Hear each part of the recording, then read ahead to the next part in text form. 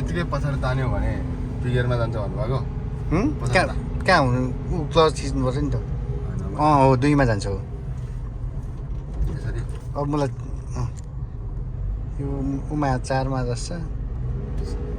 2मै हो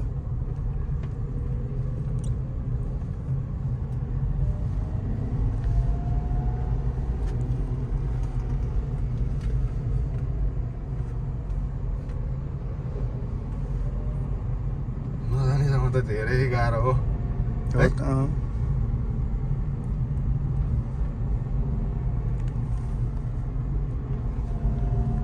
आवाजै गर्दा यो तिमीले कम गियरमा बढी एक्सलेटर दबा नि दियो फेरि कि आइरोड त दबाएको छैन तै पनि आवाज आउँछ यो यसरी यो लाइनमा चाहिँ जानु पर्यो नि त यतिको खासै चलाएको जस्तो नहुने रहेछ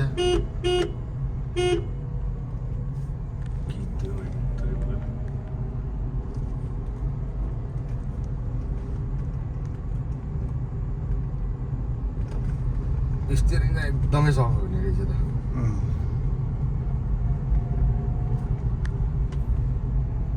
यतिको जान खोज्छु उतै जान्छ खालि के बाङ्गो समाउँछु कि बाङ्गो गहिले पनि गर्नु नि यो